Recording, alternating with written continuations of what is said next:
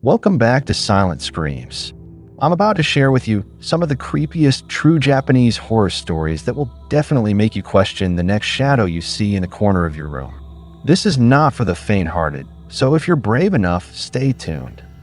Today, we're diving deep into the dark, eerie folklore that haunts Japan, where spirits don't rest and curses linger for centuries.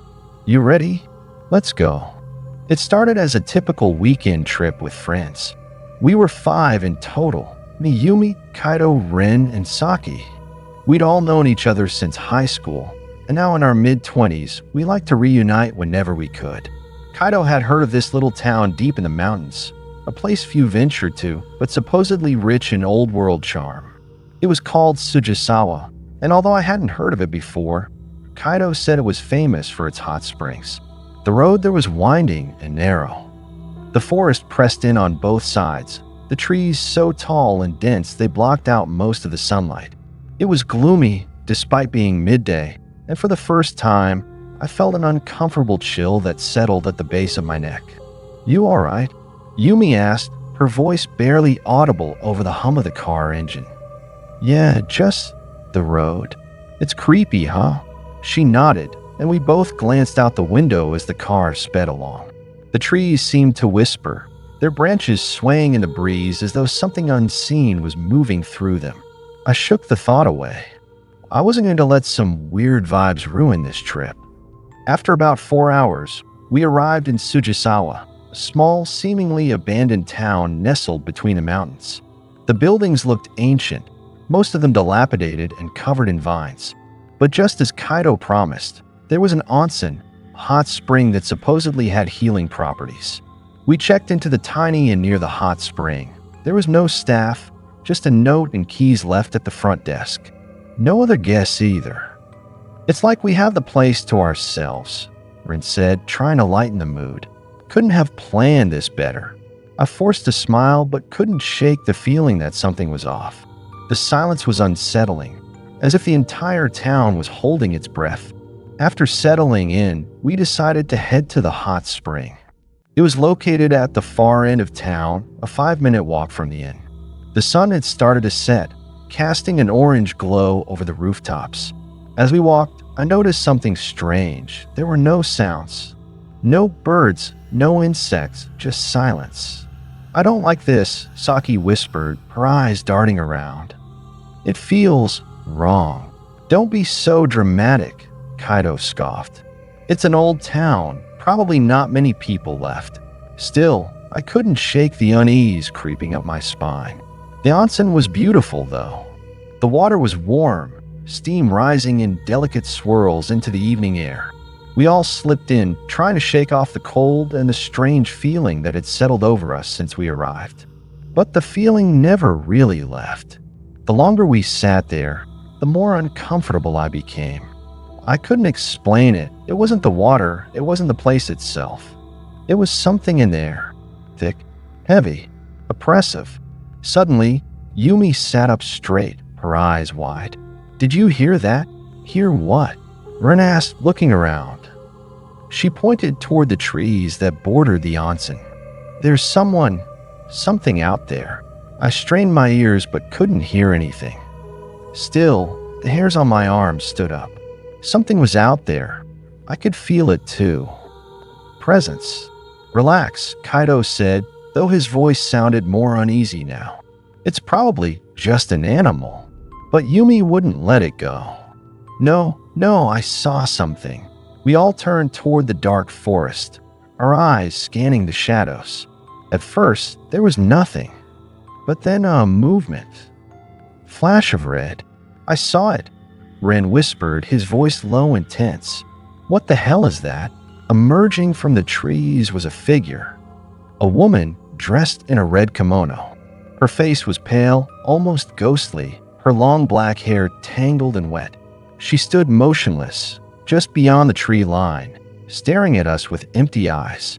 "Who the hell is that?" Saki asked, her voice trembling. No one answered. We were frozen in place, watching as the woman slowly lifted her hand and pointed directly at us. Then, without a sound, she disappeared back into the trees. "We need to go," I said, my voice barely a whisper. Everyone scrambled out of the water, hastily grabbing towels and clothes. The walk back to the inn felt like a lifetime. Every shadow seemed to move. Every rustle of leaves sounded like footsteps. We didn't speak until we were safely inside the inn, the door locked behind us. What was that? Yumi asked, her voice shaky. Who was she? It was probably some local, Kaido said, though even he didn't sound convinced. No local looks like that, Ren shot back. She was wrong. We huddled in the living area, too afraid to separate. The air inside felt thick with dread, and I couldn't stop thinking about the woman's eyes, black empty, like they'd been drained of life. As the night wore on, the temperature inside the inn began to drop. At first, it was just a slight chill, but by midnight, the air had become freezing. We wrapped ourselves in blankets, but it didn't help. It felt like the cold was seeping into our bones. Something's not right, I said, my voice barely audible. We need to leave. No one argued. We all knew it. But as we gathered our things, a loud bang echoed through the inn. It sounded like someone was slamming on the walls. The sound moved through the building, growing louder, closer. What the hell is that? Saki cried, her voice trembling. We stood in the center of the room, frozen, listening as the banging grew louder, more frantic. And then it stopped. The silence was deafening. Suddenly, the door to the inn burst open and cold air rushed in, nearly knocking us off our feet. Standing in the doorway was the woman from the woods. Her red kimono billowed in the wind, and her eyes, those empty, soulless eyes, locked onto mine. Run! Kaido shouted, pushing us toward the back door. We didn't need to be told twice. We sprinted out of the inn and into the night, the cold biting at our skin. The woman didn't follow us, but the feeling of being watched never left. It was as if her eyes were burning into the back of my skull.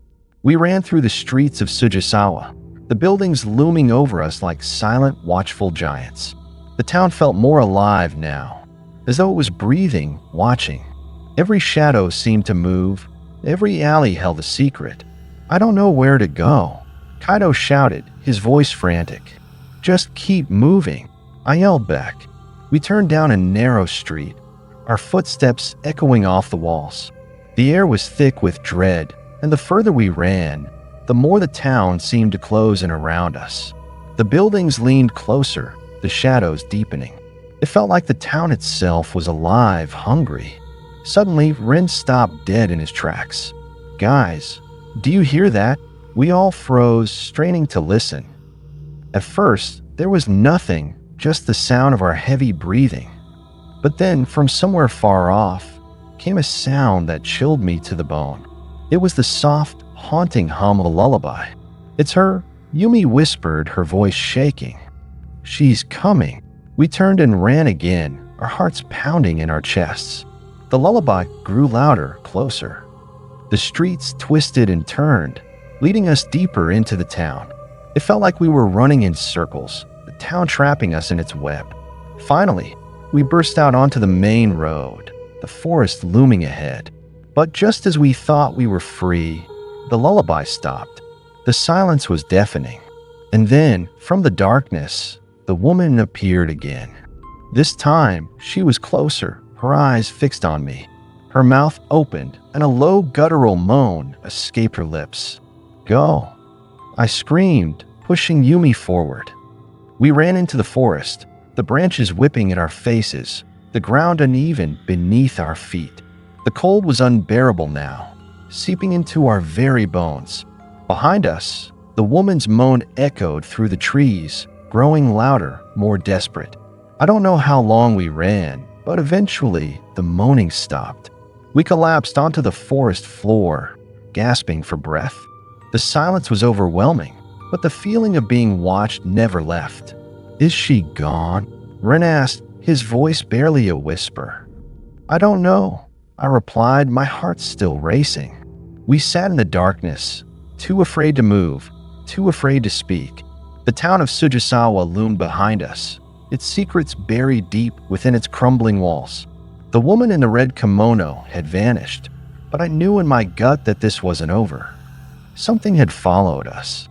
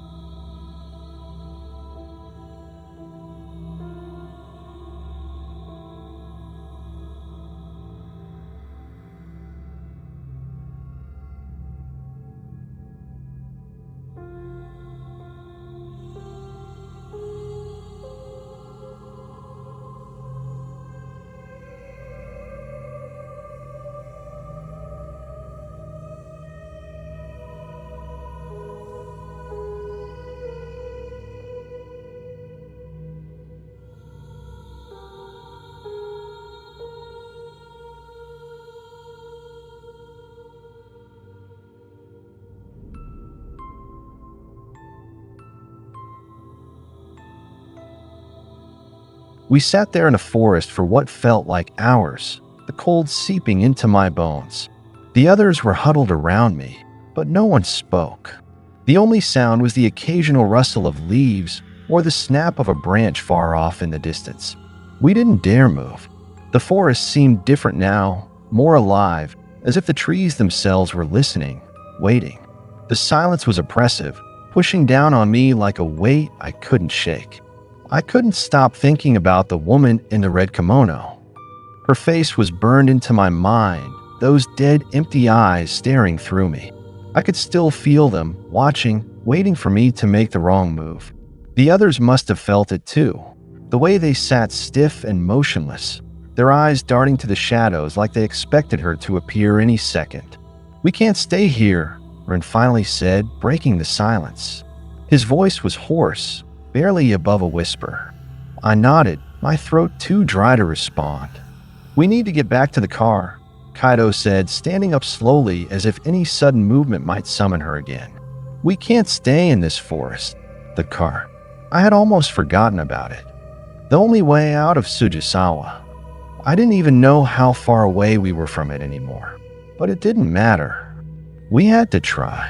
Slowly, we all stood up, our legs stiff and shaky from sitting in the cold for so long. No one said a word as we started walking, the only sound the crunch of leaves beneath our feet. Every step felt heavier than the last, like the forest was trying to pull us down, keep us here. As we moved deeper into the trees, the temperature dropped even more. My breath came out in thick, white clouds, and my fingers were starting to go numb. I wrapped my arms around myself, trying to hold onto whatever warmth I had left. After what felt like hours of walking, we finally saw the road through the trees. Relief washed over me like a wave, and for a moment I thought maybe, just maybe, we'd make it out of here. But that feeling of hope was short-lived. We stepped onto the road, and that's when we saw her again. The woman in the red kimono was standing in the middle of the road, her back to us this time, her long black hair matted and dripping as if she'd just emerged from a lake. The air around her seemed to vibrate, and the temperature dropped even further. I could barely feel my hands now, the cold biting into my skin like needles. "Don't move," Kaido whispered, grabbing my arm. We all froze, our eyes locked on her motionless form. I could hear my heart pounding in my ears, and I knew the others could hear it too. No one dared to breathe. And then slowly she turned around. Her face was even more grotesque than I remembered. Her skin pale and cracked, her mouth twisted into a horrific grin. Her eyes, those black, empty voids, stared right at me. She raised her hand again, pointing directly at me, just like she had at the onsen. A low, guttural sound escaped her throat, like a deep, rumbling growl. The ground beneath us seemed to tremble, and I could feel the air grow thick with something unnatural. "Run," I whispered, my voice barely audible over the pounding of my heart. We didn't need to be told twice. We bolted down the road, our footsteps echoing off the trees as we ran faster than I thought possible. My legs burned, my lungs screamed for air, but I didn't stop. I couldn't. I didn't dare look back, but I could feel her behind us, that terrible presence chasing us, growing closer with every step. I could hear the others panting beside me, their footsteps frantic and uneven. The road seemed to stretch on forever, the trees blurring past in the darkness. My chest ached, my muscles screamed, but I kept running. And then I heard it, a soft, eerie humming, the same lullaby from before. It echoed through the trees, growing louder, more insistent, like it was wrapping itself around me, pulling me in. My vision blurred, and for a moment I thought I saw the trees moving, bending, twisting toward us as if they were alive. "We're almost there," Kaido shouted, his voice hoarse and desperate. I looked up, and through the haze of fear and exhaustion, I saw the car. It was just ahead, parked at the edge of the forest, bathed in the soft light of the moon. We reached the car, and Kaido fumbled with the keys, his hands shaking so badly he nearly dropped them. I grabbed the door handle, yanking it open and practically throwing myself inside. The others followed suit, slamming the doors shut just as the humming grew louder. "Go!" Yumi screamed, her voice cracking with panic. Kaido turned a key, and for a terrifying moment, the engine sputtered and refused to start. I thought we were done for, that she would reach us before we could escape. But then, with a roar, the engine came to life, and Kaido slammed his foot on the gas. We tore down the road, the tires screeching as we sped away from the town. I looked out the window, my eyes scanning the trees for any sign of her, but all I saw was darkness. For a moment, I thought we had escaped. But then, as we rounded a corner, I saw her again. She was standing in the middle of the road, her red kimono billowing in the wind, her face twisted into that same grotesque grin. Kaido swerved to avoid her, the car skidding dangerously close to the edge of the road. I screamed as we narrowly missed a tree, but Kaido managed to regain control, and we sped down the mountain. The woman was gone, but the fear lingered, clinging to us like a second skin. No one spoke as we drove, the only sound the hum of the engine and the occasional rustle of leaves outside. I couldn't shake the feeling that she was still with us, lurking in the shadows, waiting for the right moment to strike. It wasn't until we reached the outskirts of Tokyo that the tension finally started to fade. The city lights were a welcome sight, bright and alive in contrast to the suffocating darkness of Sujisawa. We drove in silence, too exhausted and terrified to speak. When we finally reached my apartment, I stumbled out of the car, my legs weak and shaky. I could barely think, my mind still reeling from everything that had happened. I wasn't sure if I'd ever be able to sleep again. "Hey," Kaido said, his voice low and serious. "We don't talk about this. Ever." I nodded, not trusting myself to speak. The others agreed, their faces pale and drawn. No one wanted to relive that nightmare. As I lay in bed that night, the events of the past day played over and over in my mind. I couldn't stop thinking about the woman, her dead eyes, the way she had seemed to follow us, no matter how far we ran. I had never believed in ghosts before, but now, I wasn't so sure. The days passed, and life slowly returned to normal. We never spoke about what happened in Sujisawa, not even when we were all together. It was like an unspoken pact between us, a way to keep the horror at bay. But deep down, I knew it wasn't over. Every night, when the lights went out and the room grew dark, I could feel her, watching, waiting. And then, one night, it happened. I woke up in the middle of the night, my heart pounding in my chest. The room was dark, the only sound the soft ticking of the clock on my nightstand. At first, I thought it was just a bad dream. But then I saw it. A figure standing at the foot of my bed. It was her. The woman in the red kimono. Her hair was matted and wet, her skin pale and cracked, her eyes, those dead, empty eyes, locked onto mine. She didn't move, didn't make a sound. She just stood there, watching me, her mouth twisted into that same horrific grin. I couldn't move. I couldn't scream. I was frozen, trapped in her gaze. And then slowly, she raised her hand and pointed at me. I don't know how long I lay there, paralyzed with fear. But eventually, she vanished, disappearing into the shadows. The next morning, I packed my bags and left Tokyo. I didn't tell anyone where I was going. I just needed to get as far away from Sujisawa as possible. I moved to a small town in the countryside, far from the city, far from anyone who knew what happened. But no matter how far I ran, I couldn't escape her. Every night she visits me, standing at the foot of my bed, watching, waiting. I don't know how much longer I can take it.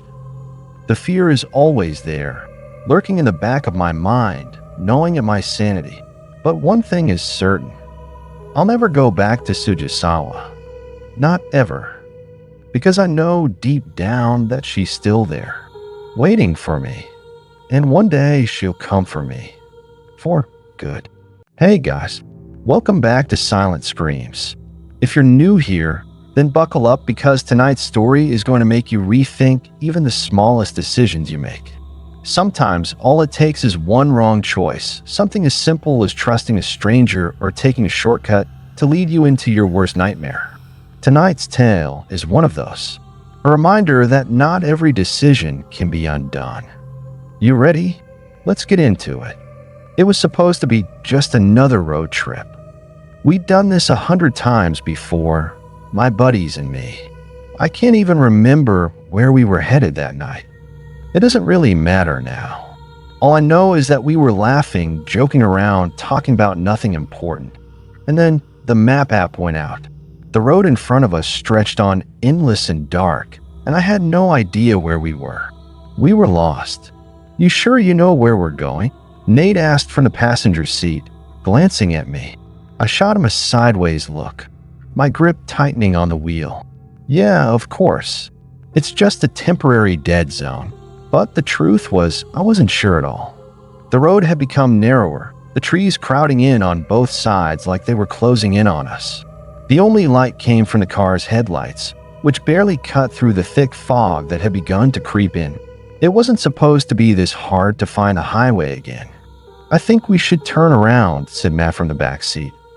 His voice had a nervous edge to it that made me feel even worse. No way, I replied, forcing a laugh that didn't feel natural. I've got this. We kept driving for what felt like hours. The road only seemed to get narrower, darker. Every few miles, I'd see signs that didn't make any sense. Old, rusted signs pointing toward places I'd never heard of. Places that probably didn't exist anymore. But I didn't say anything. I couldn't let them know that I was just as freaked out as they were. Then we saw it. A sign. Fresh, bright, and clean in a way that made it stand out in the darkness. Shortcut to I-87. It read, pointing down a narrow dirt road to the right. That's our ticket, Nate said, leaning forward, squinting at the sign. I-87's the highway we need. Turn there. I hesitated. Something about the sign didn't sit right with me. It was too perfect. Too convenient. And yet, what choice did we have? We were running low on gas, and I didn't want to keep driving aimlessly into the night. Yeah, I said slowly, flicking on my blinker. Why not? The dirt road was rough, with rocks kicking up against the undercarriage and potholes that jostled us around in our seats. The trees on either side were even denser here, their branches hanging low, scraping against the car as we passed. The headlights illuminated only a few feet ahead, and the fog grew thicker by the minute. This doesn't feel right, Matt muttered from the back, his face pressed up against the window, staring out into the dark. You worry too much, Nate replied, but his voice was shaky. I didn't say anything. I just kept driving, trying to shake off the growing sense of unease that gnawed at my gut. But no matter how hard I tried to focus, I couldn't ignore it anymore. Something was wrong. I glanced in the rearview mirror and froze. For just a split second, I thought I saw something in the back seat. Not Matt, something else. A shadow, darker than the rest of the night, sitting right next to him. Blinked and it was gone. But the feeling wasn't. Nate, I began, my voice shaking despite myself. "Did you see?" Before I could finish, the car lurched violently to the left. I fought the wheel, trying to keep control as we skidded off the road and into the ditch. We came to a grinding halt. The car tilted at a sharp angle, half buried in mud. "What the hell, man?" Nate shouted, bracing himself against the dash. "I don't know," I stammered, my hands still gripping the wheel tightly, knuckles white. We sat there in stunned silence for a few moments, the only sound the creaking of the car and the distant hum of insects hidden in the fog. The fog that now swirled around us, almost like it was alive, pressing in on all sides. "Great," Matt grumbled, unbuckling his seatbelt. "Guess we're walking." Nate reached for his phone, trying to get a signal, but the screen remained blank. No service. Of course. I looked out into the fog, the road ahead completely swallowed by it. My stomach churned. I didn't want to get out of the car. I didn't want to step into that fog. But what choice did we have? "I'll check the car," I muttered, pushing open the door. The air outside was thick, suffocating. Every breath felt wrong, like I was inhaling something that didn't belong in my lungs. I walked around to the front, trying to see if we'd blown a tire or something, but as I crouched down, I saw something else. A single set of footprints, leading away from the car. Bare, human footprints, deep in the mud, heading into the woods. I stood up quickly, my heart pounding in my chest. "Guys, what is it?" Matt asked, stepping out of the car and joining me. His eyes followed mine, landing on the footprints. He paled instantly. "Who's out here?" Nate called out, his voice wavering as he stepped out onto the road. Nobody answered. The fog seemed to thicken, growing more oppressive with each passing second. It clung to us, damp and cold, muffling every sound around us. The world outside the beam of our flashlight was a featureless gray void. We stood there for a moment, none of us speaking, listening to the deafening silence that surrounded us. Then we heard it. A soft whisper, barely audible, carried on the breeze. A voice, somewhere in the fog. "Come." I froze, my blood turning to ice. Nate looked at me, his face pale, his mouth hanging open. "Did you hear that?" he whispered. Matt's eyes were wide, his breathing shallow. "We need to get out of here. Now." But the car wasn't going anywhere, and we all knew it. The road ahead was a dead end, nothing but a wall of fog. And the footprints were leading us into the woods. "I don't think we have a choice," I said, swallowing hard. "We follow the footprints." "Are you insane?" Matt snapped, panic rising in his voice. "We don't even know who or what made those." "I know," I whispered, my heart pounding in my chest. "But we can't stay here." Reluctantly, they followed me, the beam of the flashlight barely cutting through the thick fog. The woods loomed ahead, dark and foreboding. The trees were ancient, their twisted branches hanging low, as if reaching for us. The further we went, the more suffocating the atmosphere became. The air felt heavy, almost like it was pressing down on my shoulders. The footprints led us deeper and deeper into the forest, winding between trees and over roots. The whispering grew louder, more distinct. And then we saw it, an old, crumbling house standing in the middle of the clearing. It looked abandoned, the windows shattered, the wood rotting away. "Seriously?" Nate muttered, staring at the house. "This is where the footprints lead?" I didn't want to go in. Every fiber of my being screamed at me to turn back. But something was pulling me forward. Something I couldn't explain. "We have to check it out," I said, my voice barely a whisper. Matt shook his head. "No way. This is insane." But as much as I wanted to agree with him, I couldn't. Something was driving me toward that house, something I couldn't ignore. It was as if the house was calling to me, drawing me in. I stepped onto the creaking porch, the wood groaning under my weight. The front door hung open, swaying slightly in the breeze. I shone the flashlight inside, illuminating a long, dark hallway that seemed to stretch on forever. "Let's get this over with," Nate muttered, stepping in behind me. The floorboards creaked beneath our feet as we made our way inside. The house smelled of mildew and decay, the air thick with dust. Every step we took echoed through the empty halls. And then we heard it again. That whispering. It was louder now, almost as if it was coming from the walls themselves.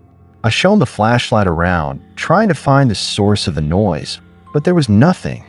Just empty rooms and crumbling walls. "We shouldn't be here," Matt said, his voice trembling. I couldn't argue with him. The whole place felt wrong, like it was alive, watching us. I felt the hair on the back of my neck stand up, and I spun around, half expecting to see someone or something standing behind us. But there was nothing. We pressed on, moving deeper into the house, following the whispering. The walls seemed to close in around us, the air growing colder with each step. My heart was pounding in my chest, my palms slick with sweat. Finally, we reached the end of the hallway, where a single door stood slightly ajar. The whispering was loudest here, as if whatever was behind that door had been waiting for us all along. I reached out, my hand trembling as I pushed the door open. Inside was a small, dimly lit room. The floor was covered in dust, and the air was thick with the scent of decay. In the center of the room stood a single wooden chair, facing the window, and sitting in the chair was a figure, slumped forward, its face hidden. My heart skipped a beat. I could feel my blood turning to ice as I stared at the figure. "Is that a person?" Nate whispered, his voice barely audible. I didn't answer. I couldn't. My throat had gone dry, my mind racing. The figure didn't move, didn't make a sound. It just sat there, completely still. I stepped forward, the floor creaking beneath me. As I got closer, I could see that the figure was covered in dust, as if it had been sitting there for years. But something about it wasn't right. Something about the way it was slumped, the way it sat so unnaturally still, made my skin crawl. I reached out with a trembling hand, inching closer to its shoulder. Just as my fingers were about to brush against the figure's dusty coat, it moved. The head snapped up, and I froze in place. A face, pale, gaunt, with hollow eyes that seemed to bore into me, stared back at me. The mouth twisted into a grotesque smile, and the whispering filled the room, louder now, echoing in my ears. "Come." I stumbled back, my heart racing, my breath coming in short, ragged gasps. The figure stood slowly, its movements jerky and unnatural, like a puppet on strings. The whispering grew louder, deafening. As the figure stepped toward me, its smile widening. "We need to go," Nate whispered, grabbing my arm and pulling me back toward the door. But the figure was blocking our way now, its long, bony fingers reaching out toward us. I turned and bolted, running down the hallway, my heart pounding in my chest. I didn't look back. I couldn't. The whispering followed me, growing louder and louder, filling my head, drowning out everything else. We burst out of the house and into the fog, stumbling over roots and rocks as we ran. The trees loomed overhead, their branches reaching out like skeletal fingers, trying to pull us back. We didn't stop until we reached the car. Matt was already inside, frantically trying to start the engine. Nate and I jumped in, slamming the doors behind us. "Go. Go," I shouted, my voice hoarse. The car sputtered to life, and we sped down the dirt road, the house disappearing into the fog behind us. The whispering faded, but the sense of dread lingered, clinging to us like a shadow. None of us spoke the entire drive back. We didn't need to. We all knew what we had seen, what we had barely escaped from. And deep down, we knew that we had made a terrible mistake by going down that road. We didn't talk about it afterward. Not to each other, not to anyone. But sometimes, late at night, when I'm alone in the dark, I still hear the whispering, calling me back. As we sped down the dirt road, the fog clung to the car like a thick blanket, obscuring everything in its path. The trees seemed to close in on us, their branches reaching out like fingers trying to drag us back into the nightmare we had just escaped. My hands were trembling as I gripped the door handle, the memory of that thing. Its smile, its hollow eyes, burned into my mind. Matt kept his foot pressed to the gas, the car bouncing over the rough road as he tried to put as much distance between us and that house as possible. But no matter how fast we went, no matter how hard the engine strained, the fog didn't let up. It was like we were driving through a void, and that horrible whispering still echoed faintly in my ears, even though we'd left the house far behind. "I don't feel right," Nate muttered from the passenger seat, his voice shaky. I glanced at him. His face was pale, beads of sweat glistening on his forehead despite the cold. He kept rubbing the back of his neck as though something was crawling under his skin. I wanted to say something to comfort him, but I couldn't. The truth was, I didn't feel right either. My head was pounding, and my skin felt like it was being pricked by 1,000 invisible needles. There was something wrong with the air here with this place. It was as if we hadn't really escaped at all. "We'll be back on the highway soon," I said, trying to sound more confident than I felt. "We just need to keep driving." Matt didn't respond.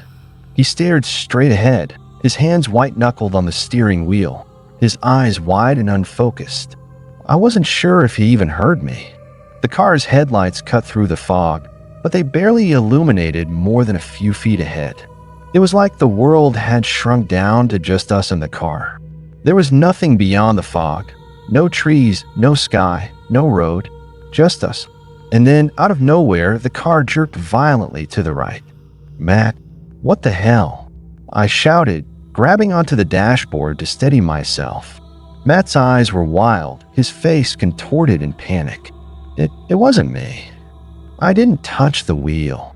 The car swerved again, as though something unseen was yanking it off course. Nate screamed, and I looked out the window just in time to see a shadow dart past, too fast for me to make out its shape. "There's something out there," Nate shouted, pointing frantically into the fog. I didn't need him to tell me. I could feel it. Something was circling the car, just beyond the reach of the headlights. My heart pounded in my chest, and I felt that same suffocating fear clawing at my throat, the same terror that had gripped me in that house. Whatever it wasn't done with us yet. "Just keep going," I yelled, my voice rising with panic. "Don't stop." Matt slammed his foot on the gas, the tires screeching as we lurched forward. But no matter how fast we went, the shadowy figures kept pace, flitting in and out of the fog, always just at the edge of our vision. I could feel them watching us, waiting for the right moment to strike. And then, without warning, the car's engine sputtered and died. "No, no, no, no," Matt shouted, frantically turning the key in the ignition, but the engine just coughed and wheezed, refusing to start. "Come on, not now." I glanced out the window again, my stomach dropping as I saw the shadows drawing closer. The fog seemed to part for them, revealing twisted, gaunt figures with hollow eyes and grinning mouths, their movements unnatural and jerky, like broken marionettes. "They're coming," Nate screamed, fumbling with the door handle. "We have to get out of here." "No," I shouted, grabbing his arm before he could open the door. "We can't go out there." But it was too late. Nate threw the door open and bolted into the fog, his footsteps echoing in the silence. For a moment, I just sat there, frozen, watching him disappear into the mist. Then the whispering started again. It was soft at first, just a faint murmur that seemed to come from everywhere at once.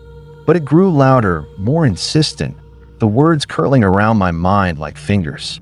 Come back." "Matt," I said, my voice shaking. "We need to get out of here. Now." Matt was still trying to start the car, his hand shaking as he turned the key over and over. But it was useless. The engine was dead, and we were sitting ducks. I grabbed the flashlight from the glove compartment and swung open my door, my heart hammering in my chest. "Come on, we have to find Nate before." A scream tore through the fog, high-pitched and filled with terror. "Nate." I ran toward the sound, the flashlight beam cutting through the mist, but it barely illuminated more than a few feet ahead. The ground beneath my feet was soft and uneven, the fog swirling around me like a living thing, trying to pull me down. I could feel them watching me, the figures in the fog, but I couldn't stop. I had to find Nate. "Nate," I shouted, my voice cracking. "Where are you?" Another scream echoed through the fog, but this time it was cut short, ending in a sickening gurgle that sent chills down my spine. I stumbled forward, my breath coming in ragged gasps, until I saw him. Nate was lying on the ground, his body twisted at an unnatural angle, his face pale and contorted in horror. His eyes were wide open, staring up at the sky, but there was nothing there. Nothing but fog. I dropped to my knees beside him, my hand shaking as I reached out to touch his shoulder. But before I could, I saw it. Something was moving under his skin. I recoiled in horror, stumbling back as Nate's body twitched and jerked, his limbs moving on their own.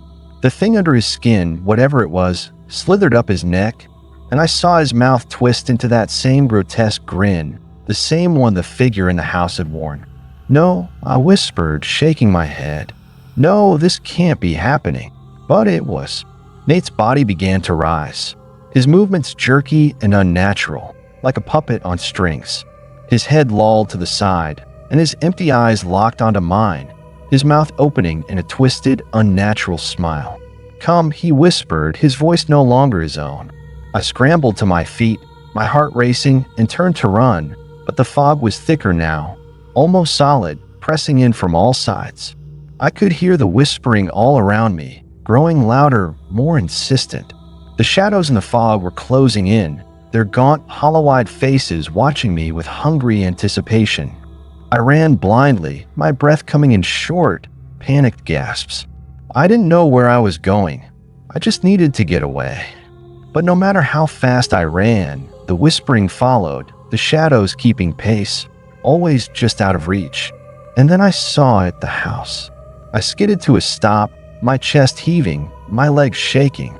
The house loomed ahead of me, just as decrepit and menacing as before. But there was something different about it now. The windows were glowing faintly, and I could see shapes moving inside, dark silhouettes that seemed to beckon me closer. "Come," the whispers said, louder now, almost deafening. "Come home." I took a step back, my mind racing. I couldn't go back to that house. I knew what waited for me inside. Something dark, something evil. But the fog was closing in, and the shadows were circling, leaving me with no other option. I had to make a decision. I glanced back over my shoulder, my heart pounding in my chest. The figures in the fog were closer now, their hollow eyes gleaming in the darkness. There was no escape, no way out, except the house.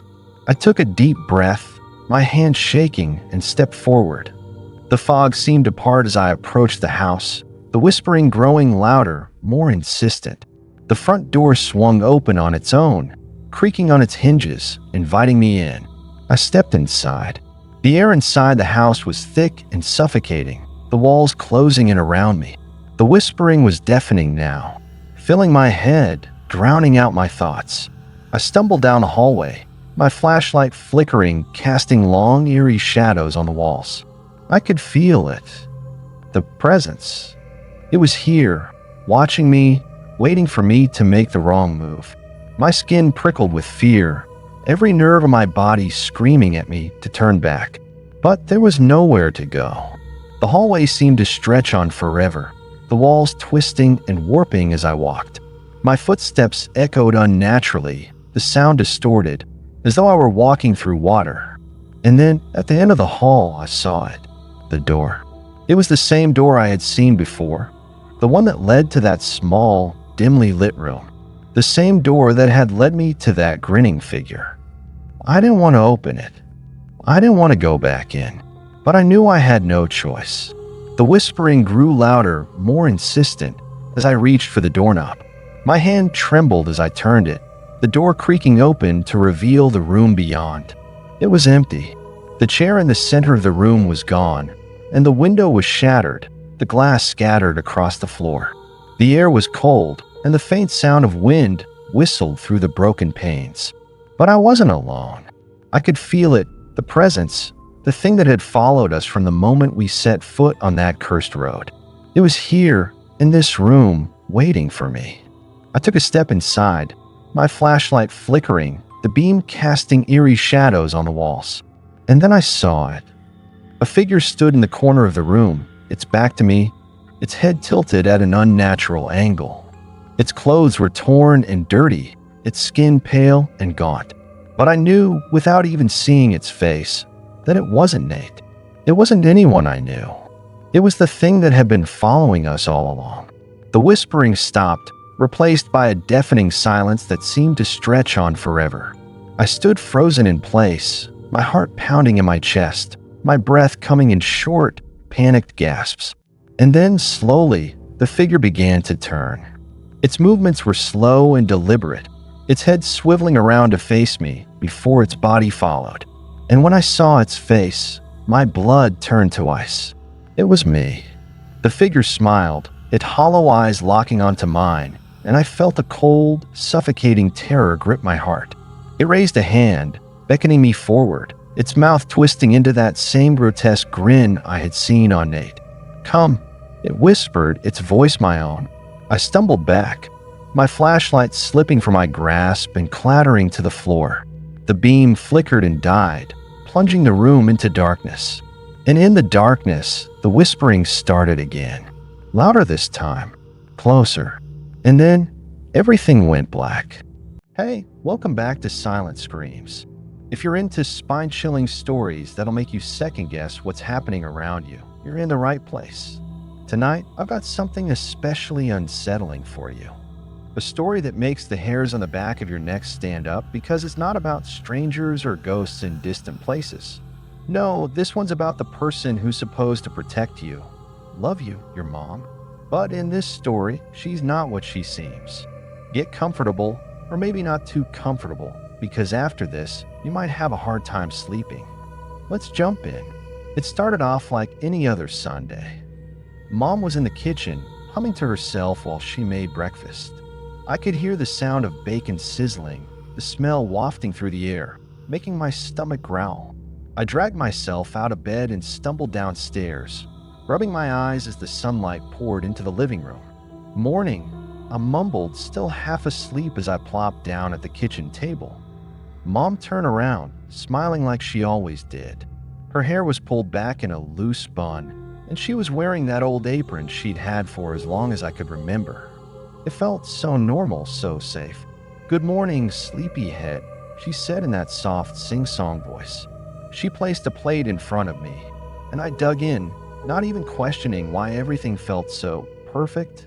It wasn't until later that day when I noticed something odd. I was sitting on the couch, scrolling through my phone, when I heard her talking to someone.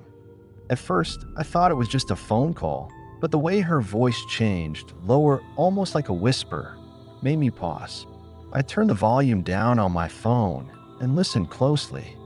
The strange thing was, I couldn't hear anyone else, just her. And she wasn't speaking in her usual tone either. Her words were sharp, cold, like she was angry or arguing with someone. I couldn't make out all the words, but the few that I did catch sent a chill down my spine. "No, they can't know. It's too soon." I froze, staring at the doorway. My heart started to race, and I strained to hear more, but everything went silent. A moment later, I heard her footsteps, light and steady, coming closer. I quickly turned the volume back up on my phone and pretended I hadn't heard anything.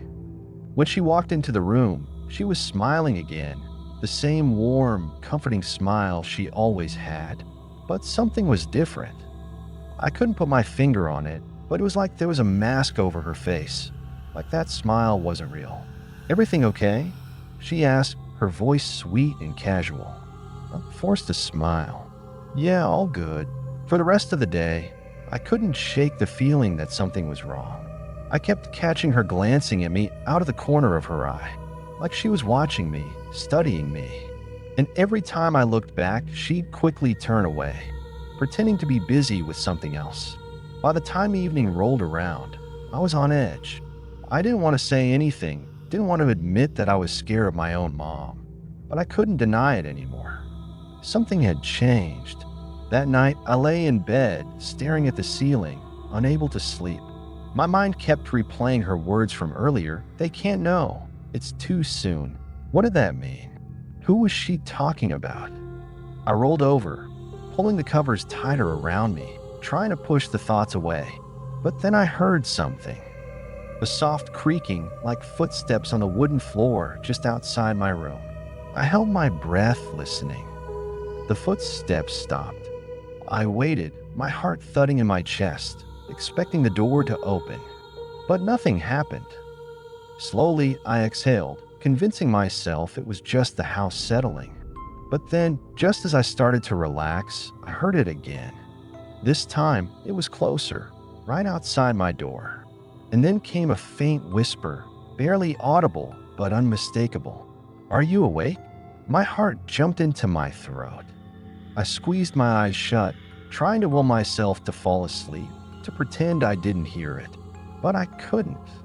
That whisper, it was her voice, Mom's voice. But it sounded wrong. It was too low, too soft, like she was right next to me, even though the door was still closed. I lay there frozen as the doorknob slowly turned. The door creaked open, just a crack, and I could see her silhouette standing in the doorway. She didn't say anything, just stood there watching me. I kept my eyes closed, my breathing shallow, hoping she'd think I was asleep. After what felt like forever, she finally left. The door clicked shut, and I let out a shaky breath. My hands were trembling as I pulled the blanket over my head, trying to calm down. I didn't sleep that night. The next morning, I woke up exhausted, my mind still reeling from what had happened. I tried to convince myself that I'd imagined it, that I was just paranoid. But deep down, I knew something was wrong. I went downstairs, half expecting to find her acting strange again. But when I saw her, she was back to her usual self, smiling, humming, making breakfast like nothing had happened. "Morning, sweetie," she said, setting a plate in front of me. "How do you sleep?" "Fine," I lied, my voice barely above a whisper. She looked at me for a moment, her smile lingering a little too long. "Good." For the rest of the day, I kept my distance, watching her from afar. She seemed normal, laughing, chatting, going about her daily routine. But there were little things I noticed, like the way she would glance at the clock every so often, like she was waiting for something, or how she would disappear for long stretches of time, and I'd hear that same low, angry whisper coming from the other room. That night, I locked my bedroom door. I wasn't taking any chances. But around midnight, I woke up to the sound of someone trying to open it. The handle jiggled, and then came that same soft whisper from the night before. "Let me in." My throat went dry, and I pulled the covers over my head, praying she'd go away. But the whisper continued, more insistent this time. "Let me in. I just want to talk." The door rattled harder, and I could hear her breathing on the other side. My hands were shaking, my heart pounding in my ears. I didn't know what to do. Part of me wanted to scream, to yell for help. But another part of me, deep down, was too afraid to make a sound. After what felt like an eternity, the rattling stopped. The whispering faded, and everything went quiet. But I didn't move. I stayed huddled under the covers, my mind racing. The next morning, I found scratches on the door, long, deep gouges, like something had clawed at it. I knew I hadn't imagined it. Whatever was happening, it wasn't normal. And it wasn't just in my head, but I couldn't tell anyone. Who would believe me? My own mom was turning into something else, something I didn't recognize. And I had no idea why. I decided to confront her. I had to. I couldn't keep living like this, in fear of my own mother. So that evening after dinner, I worked up the courage to ask her about the strange things I'd been hearing. "Mom," I started, my voice shaking. "What's going on?" "You've been acting different." She looked up from the dishes, her face calm, her smile never wavering. "Different? What do you mean, sweetie?" I hesitated, my stomach twisting into knots. "The whispers, the scratches on my door. I heard you outside my room last night. What's happening?" For a moment, her expression didn't change. But then slowly her smile faded. Her eyes darkened, and she set the dish down on the counter. "You weren't supposed to hear that," she said, her voice low, cold. My heart skipped a beat. Hear what? She turned to face me fully, and I saw something in her eyes, something I hadn't seen before. A darkness, an emptiness that made my blood run cold. "You weren't supposed to know," she whispered, stepping closer. "But now that you do." I took a step back, my pulse racing. "What are you talking about?" She smiled again, but this time it was different. It wasn't the warm, motherly smile I was used to. It was sharp, predatory. "I've been waiting," she said softly, "waiting for the right time. But you're too curious, aren't you?" I backed up until I hit the wall, my heart pounding in my chest. "Mom, stop. This isn't funny." "Oh, it's not supposed to be funny," she whispered, her eyes gleaming with something terrifying. "It's supposed to be real." Before I could react, she lunged at me, her hands wrapping around my throat with a strength I didn't know she had. I gasped, struggling to breathe, my vision blurring as she squeezed tighter, her face inches from mine. "You shouldn't have asked questions," she hissed, her grip tightening. "You shouldn't have." There was a loud crash from behind her, and suddenly she was yanked away, thrown across the room by some invisible force. I collapsed to the ground, gasping for air, my head spinning. I looked up, dazed, and saw her lying motionless on the floor. But then she stirred, slowly rising to her feet, her body twisting in unnatural ways as she stood. And that's when I saw it. The thing that had been hiding behind her eyes. It wasn't my mother anymore. It was something else. I scrambled to my feet, backing away as she or it stalked toward me, her limbs jerking awkwardly, her face contorted into a grotesque smile. "You can't escape," she whispered, her voice no longer human. "You're mine." The lights flickered, and for a brief moment, I saw something behind her, something tall, dark, and twisted, looming over her like a shadow. It whispered her name, and she twitched, her head snapping back unnaturally. I ran. I didn't know where I was going, but I didn't care. I just needed to get away. As I sprinted down the hallway, her voice echoed behind me, low and guttural, calling my name. "You can't hide." But I didn't stop. I couldn't. And then, just as I reached the front door, I felt something cold brush against my neck. "Sweetie." My heart nearly stopped as I felt the icy breath on the back of my neck, her whisper like nails on glass, dragging me down into the pit of terror that had opened beneath my feet. My hand fumbled with the doorknob, trembling, slick with sweat. I could feel her presence behind me. No, not her. It wasn't Mom anymore. Whatever had taken her form was far worse than anything I could have imagined. My pulse was in my throat, hammering, and I fought the panic that gripped my limbs. "Sweetie?" The voice crooned again, only it wasn't coming from her mouth. It echoed around me, from the walls, the ceiling, like the house itself was speaking in her voice. Finally, I twisted the knob, flinging the door open and stumbling outside. Cold air hit me like a slap, and for a second, I thought I was safe. I glanced over my shoulder, half expecting her to lunge after me, but the doorway was empty. Just the dark, yawning entrance to my house, the place that had been my home for years, now transformed into something unfamiliar, something dangerous. But the relief was short-lived. As I backed away, my eyes locked on the doorway, I saw it. The shadows inside weren't just shadows anymore. They moved, crawling along the floor and walls, twisting into shapes that made my skin crawl. Dark figures, almost human but wrong in every possible way, slithered out of the house, their limbs long and stretched, their faces blank slates with no eyes, no mouths. Just smooth, empty voids where features should be. I stumbled backward, my legs weak, barely able to keep me upright.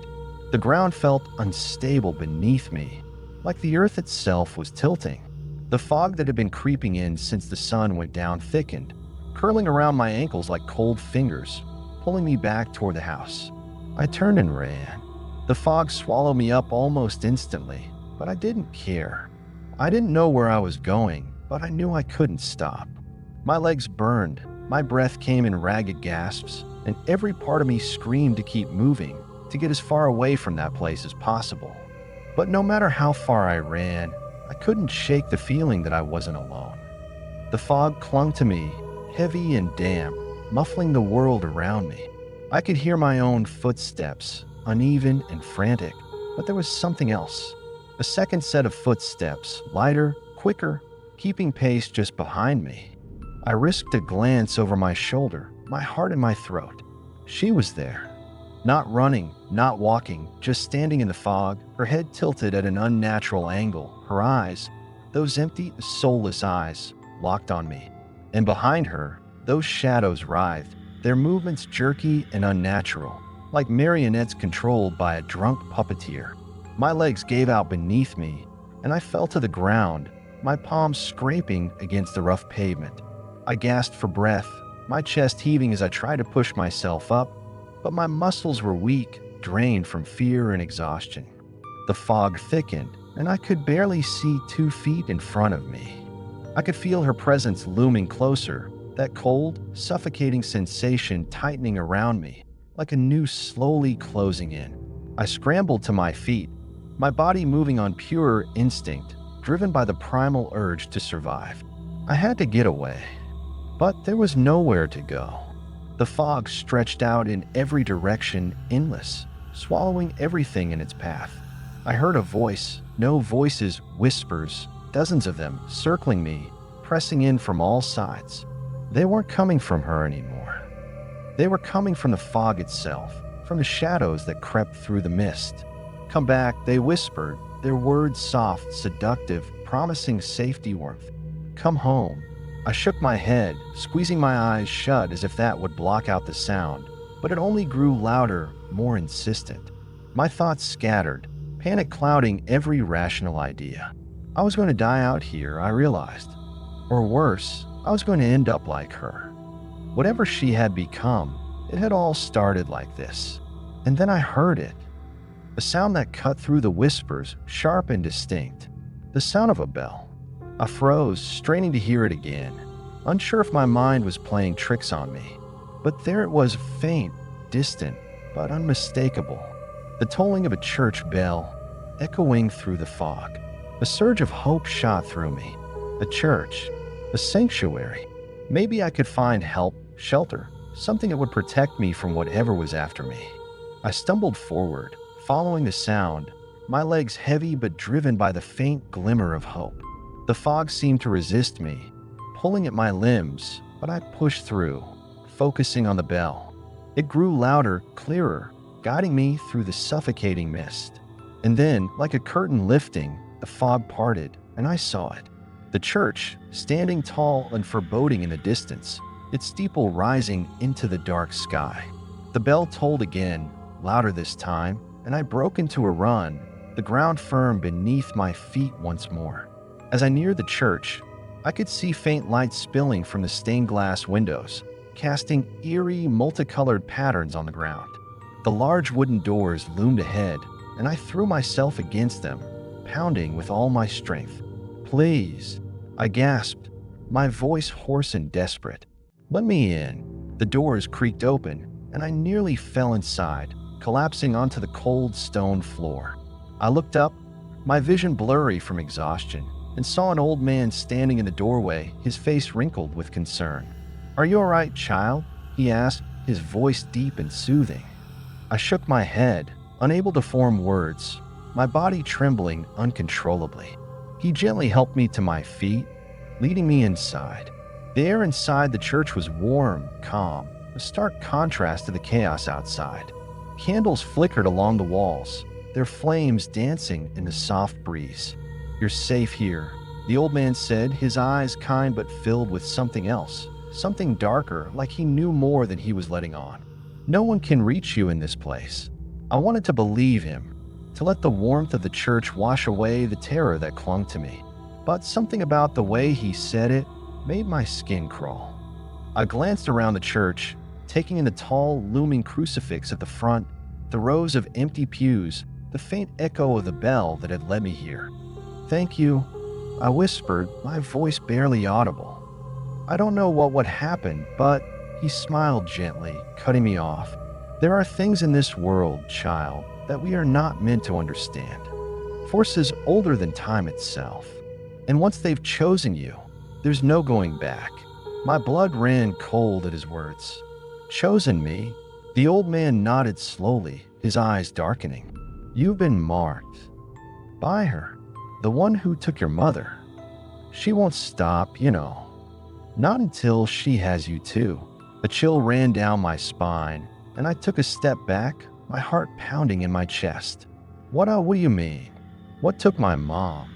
The old man's expression hardened, and he took a deep breath. A spirit. A dark, ancient thing. It's been wandering for centuries, searching for hosts, feeding on fear, on despair. Your mother, she was just the latest. And now it's after you. I stared at him, my mind reeling, unable to process what he was saying. A spirit? Feeding on fear? It sounded insane, impossible. But after everything I had seen, everything I had felt, I couldn't deny it. Something had taken my mother, and now it was coming for me. Is there anything I can do? I asked, my voice trembling. Anything to stop it? The old man looked at me for a long moment, his eyes sad. You can run, you can hide, but in the end, there's no escaping it. His words hung in the air, heavy and suffocating. I felt the weight of them settle in my chest, a crushing realization that no matter what I did, no matter where I went, it would always be there, watching, waiting. But, he added, his voice softening, there is a way to delay it, to buy yourself time. I clung to his words, desperate for any sliver of hope. How? What do I have to do?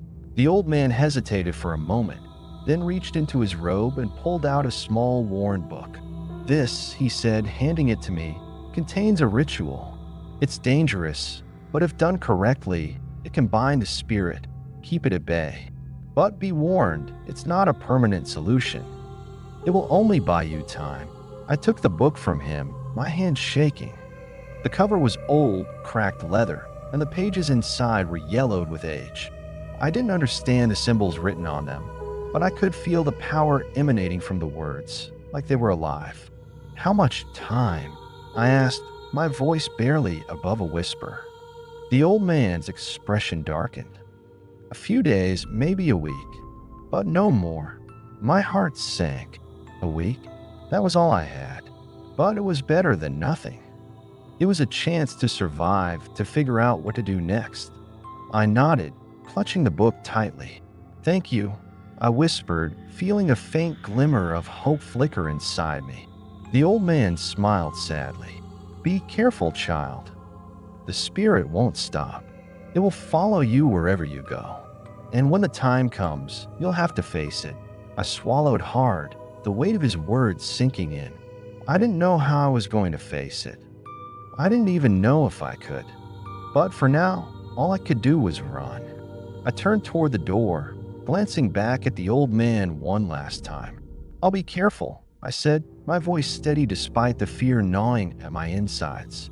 He nodded, his eyes filled with a sadness I couldn't quite understand. Good luck. I stepped outside, the cold night air hitting me like a slap. The fog had lifted slightly, revealing the path ahead. I clutched the book tightly, my heart pounding as I took a deep breath and started walking. The church bells tolled behind me, echoing through the night as I disappeared into the darkness, knowing that the spirit wasn't far behind, and knowing that my time was running out. Hey everyone, welcome back to Silent Screams. If you've been here before, you already know how we do things. Tonight's going to be a wild ride. If you're new, brace yourself. The story I'm about to tell is more than just a ghost story. It's something that will make you think twice before stepping on a train again. This one's different. It's not just creepy, it's disturbing. It starts off normal, just like any other train ride. But as the wheels click along the tracks, as the shadows in the window stretch and morph, things begin to go wrong. Really wrong. It's about a train. No, several trains that seem to attract more than just passengers. They attract the kind of things you don't want to meet. The kind of things that could pull you into a nightmare you can't wake up from. Let's get into it. I used to think trains were boring. Just a way to get from point A to point B. The slow, rhythmic clunk of the wheels on the tracks was almost soothing, and most of the time, I'd drift off into a nap or lose myself in a book. But that all changed one night when I was forced to take the last train out of the city, a train that shouldn't have been running. It was late, too late. The streets were practically deserted, and the station was silent except for the faint hum of a flickering fluorescent light above the platform. I checked the schedule again, wondering if I had misread something. But there it was, one last train scheduled for 11:45 p.m. I was sure there hadn't been any trains running that late before. Still, I had no choice. My phone was dead, the buses had stopped running, and I wasn't about to walk home through the sketchiest part of town. So I waited. The wind started to pick up, whistling through the empty station, and the temperature dropped sharply. A chill ran down my spine, and I wasn't sure if it was the cold or something else. Something felt off. 11:45 p.m. came and went. I glanced at the empty tracks, feeling uneasy. Then, at exactly 11:50, I heard it, the distant low rumble of a train. But there were no lights, no signs of it coming down the tracks. Just the sound, slowly getting louder, echoing through the darkness. My heart started racing, and I took a step back from the edge of the platform. Finally, the train emerged from the shadows. It didn't look like any train I'd seen before. The cars were old, battered, and covered in grime, like they hadn't been used in years. The windows were dark, but I could swear I saw something. No, someone moving inside. The doors slid open with a loud creak, but no one got off. I was the only one there. I hesitated, glancing around the empty station. There was no one else to ask if this was normal, no one to tell me if I should get on. I felt like I was being watched, and the feeling only grew stronger the longer I stood there. Against my better judgment, I stepped onto the train. The doors closed behind me with a loud clunk, and the train started moving almost immediately. The interior was just as strange as the outside. The seats were faded, the walls stained with something that looked like rust or worse. The air was musty heavy, like it hadn't been breathed in years. I took a seat near the window, trying to shake off the creeping sense of unease. Outside, the city's lights flickered by, but something was wrong. The streets looked different, emptier, darker than they should have been. There were no people, no cars, just an eerie silence broken only by the sound of the train. After a few minutes, I heard it, the sound of footsteps. At first, I thought someone else had gotten on the train, but when I looked down the aisle, it was empty. The footsteps grew louder, closer, until they stopped right behind me. I froze. I didn't dare turn around, my heart pounding in my chest. I could feel something or someone standing there, just inches away. My breath hitched as I heard a faint whisper, something so quiet I couldn't make out the words. But I knew it was meant for me. Suddenly, the train jolted and the lights flickered. For a moment, I saw something in the reflection of the window. A face. Pale, sunken eyes staring back at me from behind. I whipped around, but there was no one there. My hands were shaking, and I quickly stood up, moving to another seat. I tried to calm down, to convince myself it was just my imagination. But then the train's lights flickered again, and this time they went out completely. The car was plunged into darkness, and all I could hear was the sound of my own breathing, and something else. A soft, scraping sound, like nails running along metal. The lights flickered back on, and the train car wasn't empty anymore. There were figures, shadowy, barely visible at first, but then they started to take shape. People, at least they looked like people, sitting in the seats around me. They were pale, their eyes hollow, staring straight ahead. None of them moved, but I could feel their presence heavy and oppressive, like they were watching me even though they weren't looking. I tried to stand, but I couldn't move. My body felt frozen, paralyzed by fear. The train began to slow down, the wheels screeching against the tracks.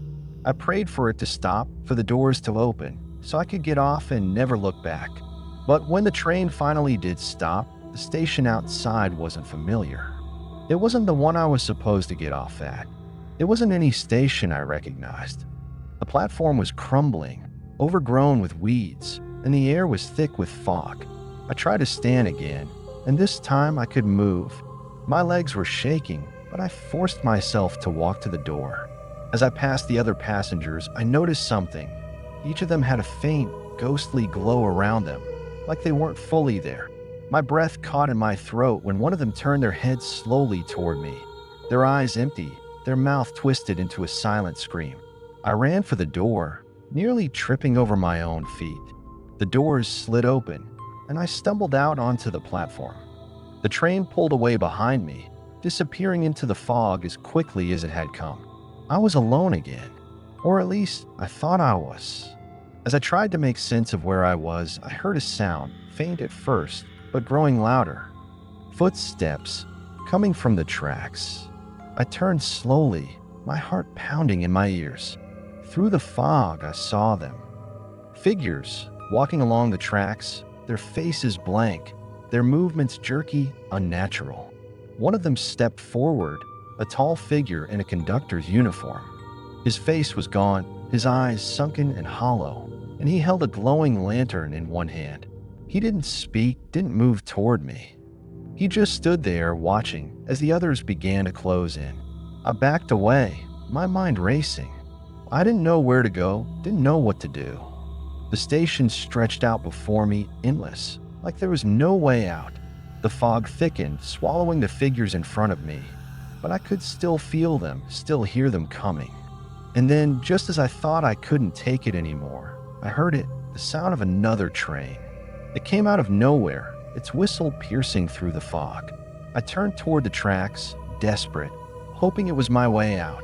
But when the train emerged from the mist, I realized it wasn't coming to save me. It was the same train I had just gotten off.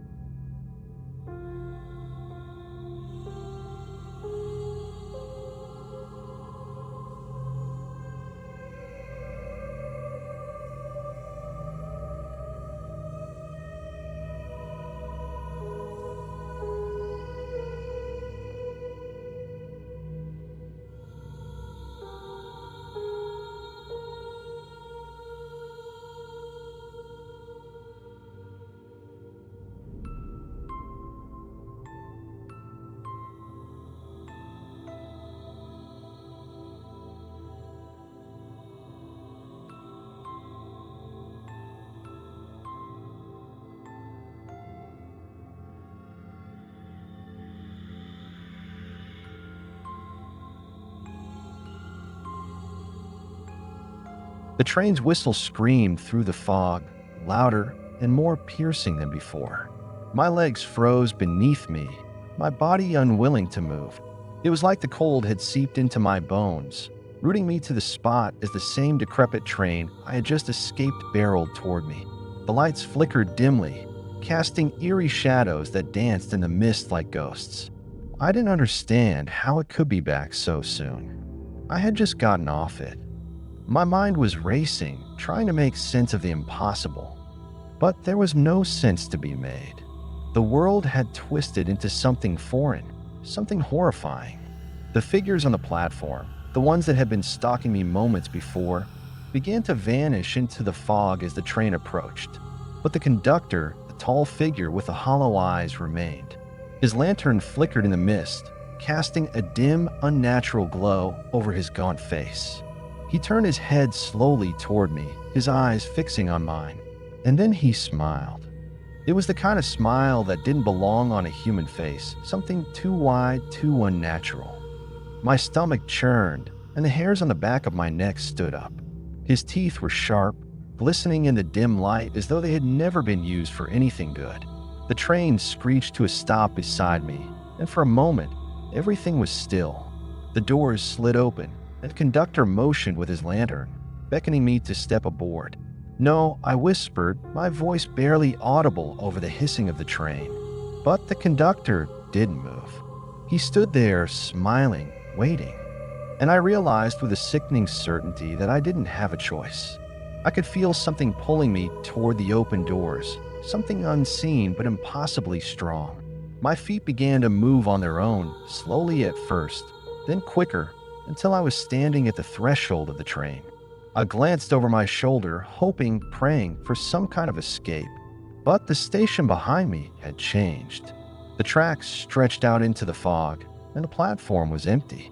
The figures were gone, swallowed by the mist, and all that remained was silence. A suffocating, endless silence. I turned back to the train. The conductor's smile hadn't faded.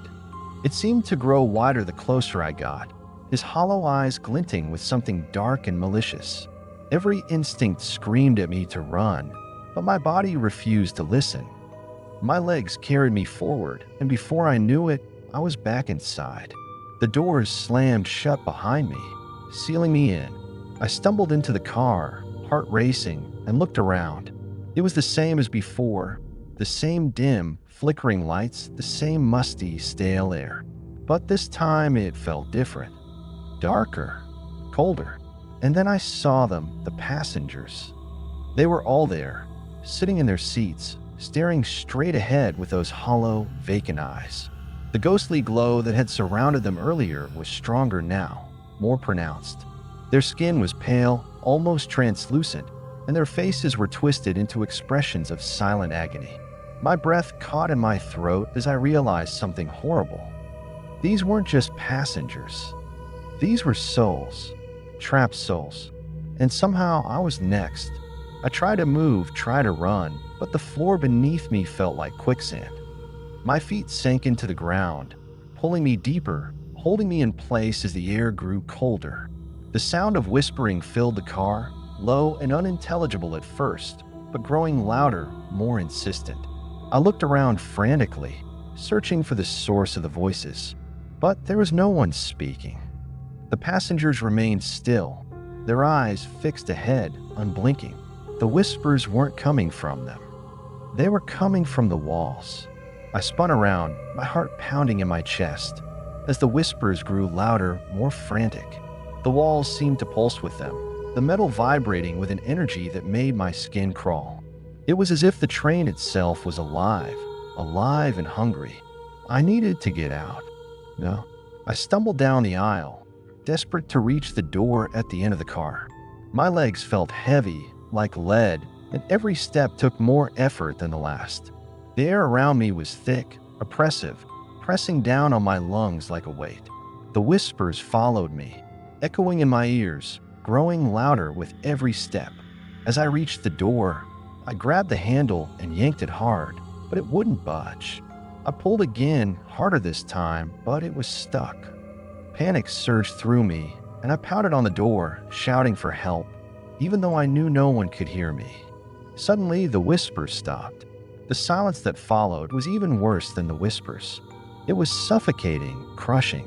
I turned slowly, my breath catching in my throat as I saw the conductor standing at the other end of the car, his lantern casting an eerie glow over the passengers.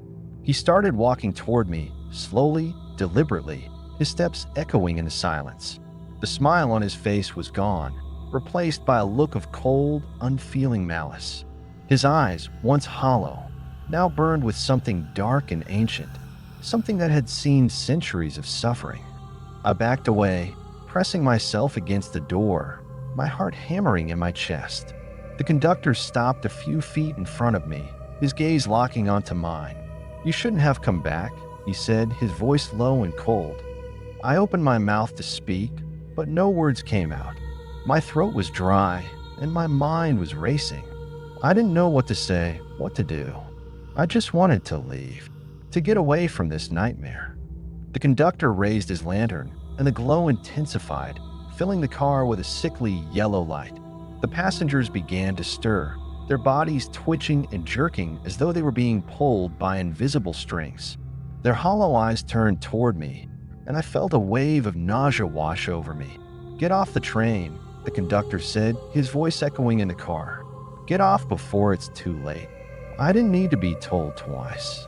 I lunged for the emergency exit at the side of the car, yanking the handle with all my strength. This time the door gave way, and I stumbled out onto the platform, gasping for air. The fog was still thick, but the cold air felt like a relief after the suffocating atmosphere of the train. I turned back toward the train, expecting to see the conductor and the passengers watching me. But the train was gone. The platform was empty, the tracks stretching out into the mist, silent and still. I stood there for a moment, trying to catch my breath, trying to make sense of what had just happened. But nothing made sense. It was like I had stepped into another world, a world where the rules of reality no longer applied. I started walking, my legs shaking, unsure of where I was going.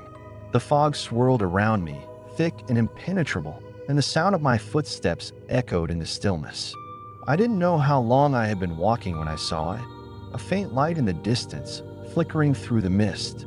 I quickened my pace, desperate for some sign of civilization, some sign that I was still in the real world. As I got closer, the light grew brighter, and I could make out the shape of a small building, a train station, but not the one I had come from.